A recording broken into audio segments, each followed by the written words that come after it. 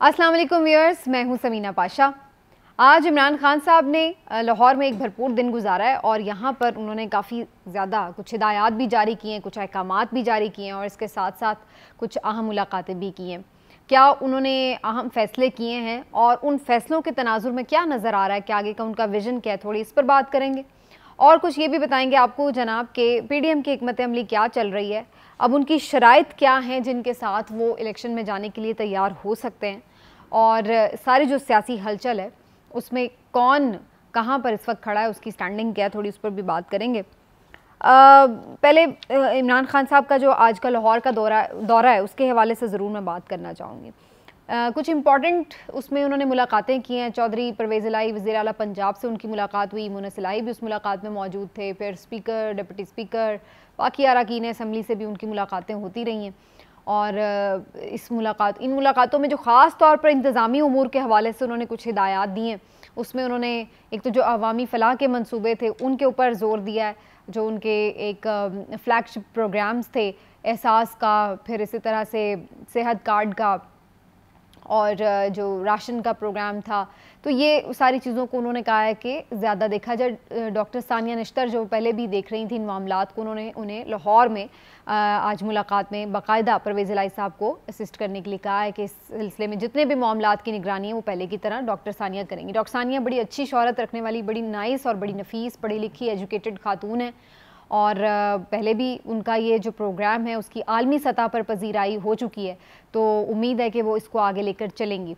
दूसरा जो एक अहम फैसला किया गया है वो ये कि जनाब 25 मई में जिन अफसरान ने लॉन्ग मार्च के शुरका पर, PTI के कारकुनों पर जो भी धावा बोला, जिस तरह से उनके साथ सलूक किया गया, उनके खिलाफ इंक्वायरीज़ का, कानूनी कार्रवाई का हुक्म दे दिया गया है। एक दो को तो बरतरफ भी किया गया है फ़िलहाल अपनी ड्यूटीज़ से, और बाकियों के ख़िलाफ़ भी कुछ इंक्वायरीज़ की जा रही हैं शुरू।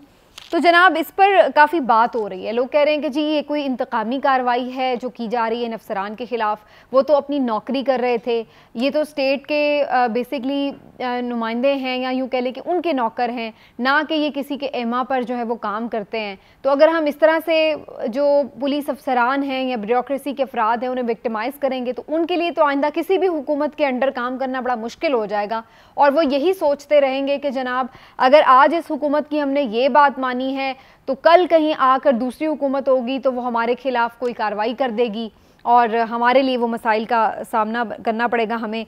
तो ये क्या वाकई ऐसा है? मैं इसको एक दूसरी नज़र से देखती हूँ। मेरे ख्याल से तो आज पाकिस्तान का जो हाल है, पाकिस्तान आज जिस नहज पर पहुँचा हुआ है, उसकी वजह ये है कि कभी हमने इस तरह की अकाउंटेबिलिटी, कभी हमने जज़ा और सज़ा का ये निज़ाम, कभी हमने इस तरीके से लोगों को उनके किए के हवाले से कभी उस तरह से चीज़ों को किया ही नहीं है जो हमें करना चाहिए था। अगर हमने पहले सज़ा दी होती, कभी कभी लोगों को कानून का पाबंद किया होता, तो आज हमारी ये सूरत हाल होती ही नहीं। बुनियादी वजह ये है कि हम सियासी मसलहतों का शिकार हो जाते हैं, कभी हम बहुत सारे और चीज़ों में उलझ जाते हैं, कभी हम लेट इट गो कर देते हैं, कभी हम माफ़ी तलाफ़ी कर देते हैं, लेकिन हम वो बुनियादी जो लोग ज़िम्मेदारान हैं उनको कैफ़रे किरदार तक नहीं पहुंचाते। और उसकी वजह से फिर यही होता है कि लोगों में कभी भी कानून का खौफ नहीं रहता है और फिर वो यही सोचते हैं कि जनाब हमने पहले भी ऐसे किया था तो पहले क्या हो गया था, हम दोबारा कर लेंगे। यानी अगर सानिया मॉडल टाउन के जो अफसरान हैं और जो उनके पुष्ट पनाह थे जिन्होंने हुक्म दिए उनको सज़ा हुई होती तो जो 25 मई को हुआ, और खुदा न खास्ता इससे पहले कितने वाक़यात ऐसे पुलिस गर्दी के आ चुके हैं, तो वो नहीं होते। लोगों को पता होता है कि हम कानून की गिरफ्त में हैं। जब आपने 14 बंदे भी मार दिए और कोई आपको पूछने वाला नहीं है तो फिर वहाँ पर आपका तो जिगरा इतना बड़ा होगा कि यार हम ही सबसे सुपीरियर हैं, हमें तो पहले किसी ने कौन सा पकड़ लिया जो अब पकड़ लेंगे। तो ये बड़ा ज़रूरी है कि हर बंदे को, इवन कानून के रखवालों को भी कानून के नीचे लाना पड़ेगा। अगर ये नहीं आप लेके आएंगे तो फिर ये यही होगा। ये जो थानों में सलूक होता है आम शहरियों के साथ, ये सब जानते हैं। बहुत ज़रूरी है कि पुलिस रिफॉर्म्स हों, बहुत ज़रूरी है कि पंजाब पुलिस में, और ये इमरान खान साहब के दौरे हुकूमत में हो जाना चाहिए था जब पहले भी इनकी पंजाब में गवर्नमेंट थी, लेकिन ये उस वक्त नहीं कर पाए। जो भी उसकी वजूहात हैं वो बेहतर बता सकते हैं। लेकिन बात यह है कि ये होना चाहिए था, ये एक बहुत ज़रूरी चीज़ थी, वो नहीं हो सका। उम्मीद करते हैं कि अगर दोबारा अब इनको मौका मिला है, बेशक अभी तो खैर थोड़ा सा टर्म है, पता नहीं है कितनी देर इन्होंने ये चलाना है मामला, लेकिन जब भी दोबारा कभी हो तो ये काम तो करना चाहिए। और उनकी गवर्नमेंट हो या ना हो, जो भी गवर्नमेंट आई, ये पुलिस को जो रिफॉर्म्स की ज़रूरत है ये होनी चाहिए। और मेरे ख्याल से 25 मई के जो मुल्ज़िमान हैं उनके खिलाफ बिल्कुल कार्रवाई होनी चाहिए। हम ये नहीं कह सकते कि ये जनाब वो तो अपनी नौकरी कर रहे थे, भाई वो अपनी नौकरी नहीं कर रहे थे, वो हुक्मरानों की नौकरी नहीं करते, वो रियासत पाकिस्तान की नौकरी करते हैं और उनका काम अवाम को तहफ़्फ़ुज़ देना है, अवाम से तहफ़्फ़ुज़ देना नहीं है कि वो बाकी लोगों को अवाम से बचाते फिर रहे हों। उनका काम ये कि वो अवाम को तहफ़्फ़ुज़ दें। और जब अवाम ने कुछ किया ही नहीं है, अभी कोई रिपोर्ट नहीं है, कोई किसी ने कुछ जुर्म नहीं किया और आप लोगों को उठा के फेंक रहे हैं, मार रहे हैं, हरासा कर रहे हैं, गिरफ्तार कर रहे हैं, छापे मार रहे हैं, चादर और चारदीवारी का तकद्दुस पामाल कर रहे हैं, किस हुक्म पर, किस गुनाह पर, किस जुर्म पर, कोई पता नहीं है, कोई शिकायत नहीं है कि जो आप ये सब करते फिर रहे हैं। किसने आपको इतना फ्री हैंड दिया था भाई? कोई पूछने वाला नहीं है क्या इस मुल्क में कानून नाम की कोई चीज़ नहीं है? तो ये असर्ट करना पड़ेगा, कभी ना कभी तो करना पड़ेगा। अगर ये इंतकामी कार्रवाई कोई कह रहा है तो ये बिल्कुल गलत है। मेरे ख्याल से ये बिल्कुल एक ज़रूरी एक्शन है, होना चाहिए, ताकि आइंदा कभी भी कोई भी पुलिस अफसर, चाहे वो तहरीक इंसाफ के हुक्म के नीचे भी, कोई गलत काम करने के लिए ना माने।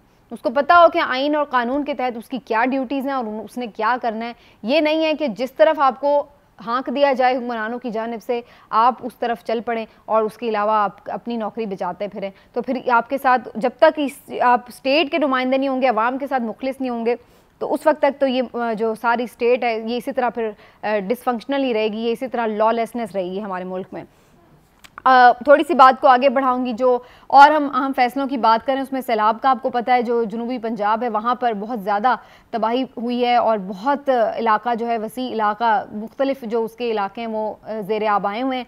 वहाँ पर इमरान खान साहब ने ख़ास तौर पर हिदायत की हैं कि जो इमदादी सरगर्मियाँ उनको तेज़ किया जाए। परवेज़ इलाही साहब ने भी 8-8 लाख रुपये इमदाद का ऐलान किया है और वो ख़ुद भी वहाँ पर विज़िट करना चाह रहे हैं। लेकिन ये सारी चीज़ें, लेकिन इन सब चीज़ों के बाद जो पॉलिटिकली इम्पॉर्टेंट है वो ये कि इमरान खान साहब ने जो अपने अरकान से, कारकुनों से मुलाकातें की, उसमें उन्होंने कहा है कि जनाब जो टेम्पो बना है उसको तोड़ना नहीं है, उसको छोड़ना नहीं है। आम इंतखाबात के लिए बिगल किसी भी वक्त बच सकता है और जो उन्होंने इस वक्त टाइम दिया है वो उन्होंने दिया है 6 से 8 हफ्तों का। अच्छा, ये बड़ा एक इम्पॉर्टेंट पॉइंट है जिस पर मैं बात करना चाह रही हूँ, क्योंकि आमतौर पे ये कहा जा रहा था कि अगर जुलाई के एंड में असम्बलीज डिज़ोल्व नहीं होती हैं तो फिर इसका मतलब नहीं है कि अक्टूबर के मिड तक या अक्टूबर के स्टार्ट में जो है वो इलेक्शन हो सके। अगर ये जुलाई आपका निकल गया, अब आगे मुहर्रम शुरू हो चुका है, तो उसमें ज़ाहिर है कि कुछ एक्टिविटीज़ सारी स्लो डाउन हो जाती हैं, तो उसके बाद ही फिर दोबारा देखेंगे कि सूरत हाल क्या बनेगी। लेकिन बज़ाहिर ये नज़र आ रहा है कि अभी कम से कम 1-1.5 महीना जो है ये मामलात इस तरह से चलने वाले हैं। उसकी क्या वजूहात हो सकती हैं? उसकी मुमकिना तौर पर 2-3 वजूहात हैं। एक तो ये कि जिसका मैंने पहले भी जिक्र किया था कि पीटीआई ये कोशिश कर रही है कि हुकूमत के इत्तेहादी जो उनसे बातचीत कर रहे हैं उनमें से कोई इनको सपोर्ट करने के लिए जब तैयार हो जाए, या यूँ कह लें कि हुकूमत की सपोर्ट छोड़ने के लिए तैयार हो जाए, तो उस वक्त सदर आरिफ अलवी हुकूमत को यानी शहबाज शरीफ साहब को एतमाद का वोट लेने के लिए कहें ताकि उनके मेंबर्स कम हों। तो एक तो उनकी ये कोशिश है कि कोई पक्का उस हवाले से इनके हाथ में पत्ता आ जाए। दूसरी जो इम्पॉर्टेंट बात है वो है इलेक्शन कमीशन ऑफ पाकिस्तान की तश्कील 9। इमरान खान साहब बार बार इलेक्शन कमीशन ऑफ पाकिस्तान पर अदम एतमाद कर चुके हैं और इस सिलसिले में अब बाकायदा पीटीआई एक रेफरेंस दायर करने जा रही है जुडिशल काउंसिल में, और वहाँ पर सुप्रीम जुडिशल काउंसिल में, क्योंकि जाहिर है कि इस तरीके से वो अपने रिमूव किया जा सकता है चीफ इलेक्शन कमिश्नर को। उसमें वो अपना केस लेके जाएगी कि कहाँ कहाँ कौन कौन से फैसले ऐसे हैं जिन पर पीटीआई को लगता है कि उनकी एक जानिबदाराना राय थी, और बहुत सारे ऐसे फैसले भी थे, तकरीबन 8-10 फैसले ऐसे थे जिसको बाद में सुप्रीम कोर्ट ऑफ पाकिस्तान ने रिवर्स किया। तो इससे ये अंदाज़ा होता है कि शायद उन्होंने वो फैसले जो थे वो बायसनेस में दिए। लेकिन बहरहाल ओवरऑल हम देख रहे हैं कि उनका ज़ाहिर इलेक्शन कमीशन के ऊपर एक अदम एतमाद है, और इसलिए वो तो अब उनका ये भी कोशिश है कि सिर्फ इलेक्शन करा लेना इंपॉर्टेंट नहीं है कि जी हमने जल्द इलेक्शन करा लिए और उसके बाद फिर उसी किचपिच में पड़े रहें कि जनाब इलेक्शन साफ़ नहीं हुए, शफाफ नहीं हुए, और ये हो गया और वो हो गया और इतनी सीटें हमारी मान ली। उससे बेहतर ये है कि बेशक इलेक्शन 1 महीना और डिले से हो जाए, लेकिन ऐसे इलेक्शन हो, एक ऐसे इलेक्शन कमीशन के अंडर हों जिन्हें सब तस्लीम भी कर लें, जो सबके लिए काबिल कबूल भी हो जाए, और उसके लिए एक फ्रेम ऑफ वर्क जो है वो बनाया जा रहा है। फ्रेमवर्क जो बनाया जा रहा है उसमें कोशिश ये की जा रही है कि कुछ पहले तो इसको रिमूव करना होगा, फिर उसके बाद इस तरफ बात जाएगी कि भाई कैसे मिल बैठकर जो है बाकी जमातों के साथ एक ऐसे इलेक्शन कमीशन की तश्कील हो कि जहां पर जिस पर सबका एतमाद हो। तो इन दो वजूहात की बिना पर बज़ाहिर ऐसा लग रहा है कि इमरान खान साहब जो हैं वो अभी 1-1.5 महीना मज़ीद ये सारा सिस्टम को, सेटअप को देख रहे हैं कि वो चल रहा है। बाकी उन्होंने ये ज़रूर कहा है कारकुनों को कि आप अपनी तंजीम साजी मुकम्मल कर लें और तैयारी पूरी रखें, कारकुनों को चार्ज रखें, वोटर सपोर्टर को चार्ज रखें, क्योंकि 6 से 8 हफ्तों में इंतखाबात का ऐलान हो सकता है। इससे एक ये इम्पॉर्टेंट पहलू भी है कि जो ये बात की जा रही थी कि नवंबर की आर्मी चीफ की तकर्री जो है वो नई हुकूमत करे, तो क्या इमरान खान साहब इसका मतलब है वाकई इस बात को खातिर में नहीं ला रहे? उनके ख्याल से अक्टूबर हो या नवंबर हो या दिसंबर हो, इंतखाबात हो जाएं अगर इस साल के एंड तक तो ठीक है, इससे उन्हें फ़र्क नहीं पड़ता कि वो नया आसिफ सलार कौन है। अब ये भी खबरें आ रही हैं कि शायद ये जो इत्तेहादी हुकूमत है ये सोच रही है कि नवंबर से पहले ही अनाउंसमेंट कर दी जाए नए आसिफ सलार के लिए। तो हो सकता है कि इमरान खान साहब इस पॉइंट के ऊपर, जैसे वो पहले भी हमेशा कहते हैं कि ये उनके लिए कोई इतनी बड़ी बात नहीं है, बात तो खैर सबके लिए बड़ी होती है, लेकिन बज़ाहिर वो ये कहते हैं कि इमरान खान साहब कि उनके लिए कोई इतनी बड़ी बात नहीं है कि कौन है, उन्होंने ना कभी इस बारे में सोचा कि किसको लगाना है किसको नहीं। बहरहाल दूसरी जानिब पाकिस्तान पीपल्स पार्टी, PMLN, बाकी जो जमातें हैं, जैसे मैं पहले भी आपको कह चुकी हूँ, खौफजदा हैं, परेशान हैं। बज़ाहिर यही दिखाई दे रहा है कि अगर फौरी इलेक्शन में जाते हैं तो उनको शिकस्त साफ नज़र आ रही है, और छोटी मोटी शिकस्त नहीं, अच्छी खासी बड़ी शिकस्त नज़र आ रही है। जो मुख्तलिफ सर्वेज़ हो रहे हैं उनके रिजल्ट्स भी यही बता रहे हैं कि PTI को इस वक्त बिल्कुल एक वाज़े बरतरी, बल्कि कुछ लोग तो 2/3 की बात करते हैं, लेकिन बहरहाल एक वाज़े बरतरी PTI को हासिल हो जाएगी अगर इस वक्त में इलेक्शन में जाते हैं। PMLN की इस वक्त 2-3 डिमांड्स हैं। PMLN ये चाहती है कि जो नवाज शरीफ साहब हैं उनकी वतन वापसी का रास्ता जो है वो हमवार हो, वो आएँ वापस और वापस आकर वो अपनी जमात को लीड करें। वापस आना उनके अपने इख्तियार में है, लेकिन वो ये नहीं चाहते कि वो वापस आएँ तो उन्हें जेल जाना पड़े। उनका पॉइंट ये है PMLN का, जिसका आपने देखा होगा, मरियम भी ये बार बार कहती है, लेवल प्लेइंग फील्ड की बात करती हैं, तो वो बुनियादी उनका मकसद यही है, और अब उनके बहुत से रहनुमा खुल के ये बात कर रहे हैं कि वो चाहते हैं कि नवाज शरीफ साहब वापस आएँ, उन्हें ज़मानत मिले, वो अपनी पार्टी को लीड करें, उसके फैसले करें और उसकी इंतखाबी मुहिम भी चलाएँ। और इसके साथ साथ PMLN की ये भी एक कोशिश है कि जो मरियम नवाज साहिबा की डिसक्वालिफिकेशन है उसको भी किसी तरह रिलीफ वहाँ से भी मिले और वो खुद इलेक्शन लड़ने के लिए अहल करार पाएँ। कोई अदालती सेटलमेंट ऐसी उनके साथ करवाई जाए कि जहाँ पर मरियम नवाज साहिबा भी इलेक्शन लड़ सकें। इस वक्त हमें नज़र नहीं आ रहा है कि PMLN इस पोजीशन में है कि अपनी कोई बात मनवा सके, लेकिन इलेक्शन में जाने के लिए शराइत के तौर पर ये चीज़ें सामने रखी जा रही हैं।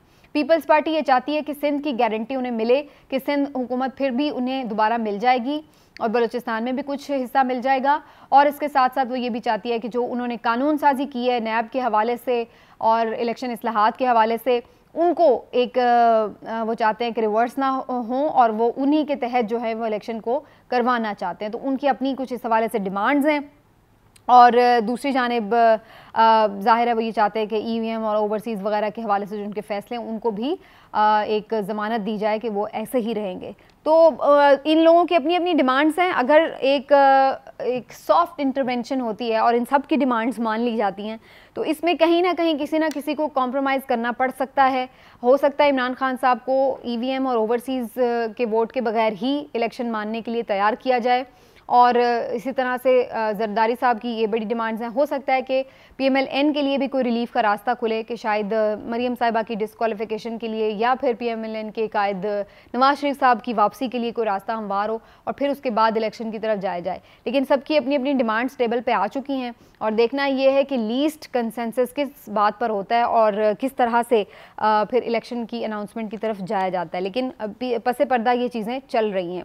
लेकिन एक चीज़ जो बड़ी इंपॉर्टेंट है वो ये कि इवेंचुअली हम देख रहे हैं कि मईशत काफ़ी इस वक्त डाउन जा रही है। देखना ये है कि क्या इन सारी जो चीज़ें हैं इनके किसी मंतकी अंजाम तक पहुँचने तक क्या पाकिस्तानी मईशत इस बात की इजाज़त देगी? क्या मुल्क जिस हाल में है क्या ये इसी तरह चल पाएगा उस नहज तक ले जाने के लिए? ये एक बड़ा सवाल है जो सबको देखना पड़ेगा, क्योंकि इस वक्त हमें नज़र ये आ रहा है कि पाकिस्तान की जो मईशत की हालत है वो इस बात की मुतहम्मिल नहीं हो सकती कि मज़ीद मुल्क अनसर्टनिटी का शिकार है। ये गवर्नमेंट तो है, लेकिन ये एक अनसर्टन गवर्नमेंट है, जिसकी वजह से बहुत से फ़ैसले लेने में भी ये लाचार है, और बाहर के भी ममालिक और बाहर के जो इदारे हैं वो भी इस पर किसी भी तरह का ट्रस्ट करने के लिए फ़िलहाल तैयार नज़र नहीं आ रहे, जिसकी वजह से मुश्किलात में इजाफे का खदशा है। आज की व्लॉग से इतना ही, फिर मिलेंगे इंशाल्लाह। अल्लाह हाफ़िज़।